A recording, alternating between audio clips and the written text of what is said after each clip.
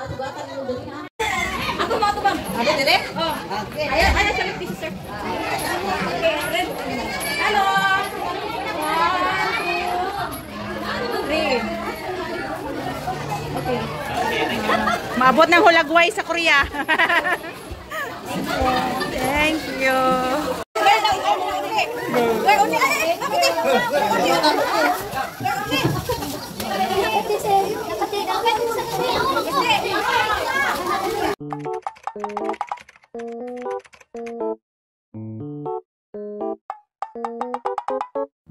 Hello fam! Sehebok manipado seyo. Kong he fat choy. So, espesyal ang araw na ito dahil nagse-celebrate yung mga Koreans ng Lunar New Year. And for the Chinese, it's their Chinese New Year. So, we wish that the Year of the Dragon may bring us prosperity, good health, and happiness in life. Ayan, by the way, sa mga Koreans, tinatawag nila yung Lunar New Year na Sullal. Espesyal ang araw na to, February 10, dahil nagsiselebrate tayo ng Lunar New Year. So, ayan pala si Mr. Hwang Jong-taek. Siya yung mamayari ng J Free Travel and Tour. Sila yung sponsor today sa pa-feeding program. Nakikita natin sa video nito, ayan, yung mga officers ng Urban Poor Association.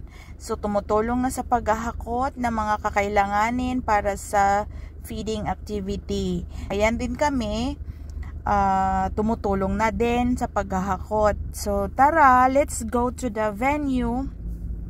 By the way, kami ay lubos na nagpapasalamat at kami ay masaya dahil naimbitahan tayo para tumulong, ayan, sa pamimigay ng pagkain at iba pa para sa mga residente ng Sigun-ob, Lapu-Lapu City, Cebu. We are on our way to the venue. Special shout out kay Joel Orion. Siya yung right hand ni Mr. Hwang. Guys, andito na tayo sa venue. Sa nakikita niyo ang dami ng mga bata. Sa napag-alaman natin, it's around 300 children. Ayan. So, thank you so much nga pala sa Urban Poor Association headed by Mrs. Alma Boiselio. Ayan na sila, Mr. Kwak, my husband, and Mr. Hwang. Ayan, pinapasok na sila sa loob. Maya-maya, magluluto na ng tteokbokki and tteokguk. Yan yung ipapakain sa mga bata at sa mga magulang. Kami ay nagpapasalamat sa Association ng Urban Poor dito sa Siguna. Ang daming tumutulong, mga opisyalis nila. And mukha namang excited yung mga bata sa ipamimigay natin. So, habang nagluluto doon sa loob or naghahanda para sa pamimigay ng mga pagkain at iba pa, tayo naman ay dadako sa isang sari-sari store. Ang sabi sa isang opisyalis sa Urban Poor Association, dito daw sa Siguna ay may 300 ka mga bata. Tara, samahan nyo kami para bumili ng ice pop. So, ayan sa nakikita nyo sa video, bumibili ng ice pop sina Daddy at Minon. Ayan, inubos namin lahat dyan sa sari-sari store. Ayan, maya-maya, pupunta tayo sa kabilang sari-sari store din para dagdagan yung mga binili nating ice pop. Ayan, nakakatuwa kasi nakikita natin sa mga bata na sila ay masaya. Kahit hindi man siya kamahalan, it matters to them. Libre pa naman, di ba? Sino namang hindi matutuwa? Libre eh. Masaya din na nakikita silang masaya. 'Di ba? Tingnan niyo sila. Ayan. It quenched their thirst. Ika nga, 'di ba? Ang init ng panahon. So tara, samahan niyo pa kami doon kasi marami pang mga bata. Ayan, si Minon, ako. Ayan, so tulad nga ng sinabi ko, dito tayo sa kabilang sari-sari store at pinakyaw ulit yung natitira pang mga Purot ice naman dito, pop. Spikas. Nalang si Lupin. Oh.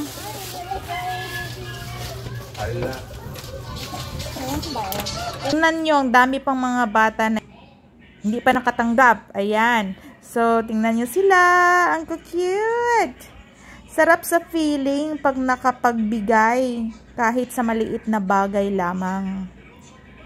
So, ang saya-saya ng Sulal celebration natin. Naway, pagpalain pa tayo ng Panginoon na magandang buhay.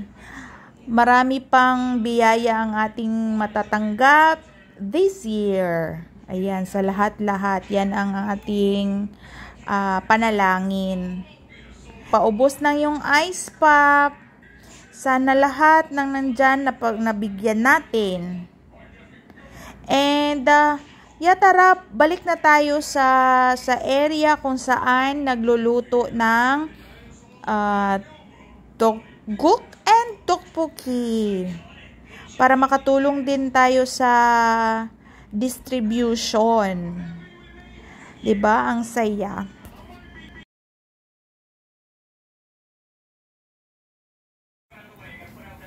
Once again, tayo ay nagpapasalamat sa sponsor. Tayo ay natutuwa, nasisiyahan dahil may mga instrumento ng buong may kapal na may mga tao talagang matulungin. Napaka nila generous, nagbabahagi ng mga biyaya ng kanilang natatanggap. Pati na din sa mga taong tumutulong dyan, yung mga opisyalis ng Urban Poor Association, and sa ibang mga magulang din na nandyan. Tulong-tulong sila para mapasaya ang lahat. Kudos sa lahat. Nagkakaisa para lahat ay masaya. Ang dami pa namang Chocobay, for sure. Maraming matutuwa dyan ang mga bata. Ayan, pinaghati-hati na lang yung mga kung anong meron. Ayan, yung tteokguk at saka Chocopay and yung isa. Hindi ko alam yung palang pangalan dyan. Pati na rin ako. Oy, hindi ba pwedeng wala ako dyan? Tumulong din ako sa pag-distribute.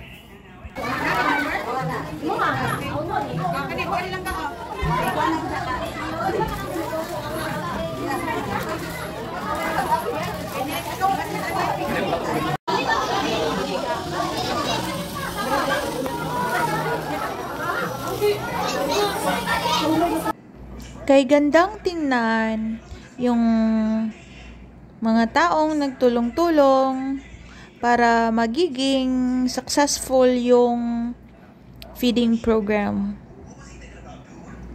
Sana meron pang mga taong kagaya nila Mr. Huang na matulungin, nagbibigay o nagbabahagi ng kanilang mga biyayang natatanggap. Kaming lahat ay natutuwa na nakikitang masaya yung mga tao kahit saglit lang para lang makashare ng makakain. Ito pala yung mga Choco Pie yung ibinibigay natin sa mga bata. And hindi naman makukompleto yung isang event pag walang pictorial, of course. Photo op tayo with the people of Siguna. Urban Poor Association dito sa Gunob. Ayan, of course, starring my husband, Tungbok. Aha, galing. Ang saya-saya ng Lunar Celebration, Lunar New Year Celebration. So, ayan, naghahanda na. And, yeah, magluluto na ng tteokbokki. So, yung natitira pang sabaw ng tteokbokki, nilagyan lang ng pepper paste. Yan, timplahan. Lagyan ng tok, rice cake. I-mix dyan para maging tteokbokki. So, excited na naman yung iba na hindi pa nakatry ng isa pang recipe. Korean recipe. Yan yung hitsura or ganyan yung tinatawag nilang tteokbokki. Ayan. So, ayan, food tasting. Kung ano na yung timpla. Masarap kaya yan? Sa tingin nyo, masarap? Ayan, sinisimulan na ang pag-fill ng disposable bowl. Wow! And yeah, to end the feeding program, namimigay si Mr. Huang ng mga stuffed toys para sa mga bata. And yung mga magulang na lang ang tumanggap para sa kanilang mga anak.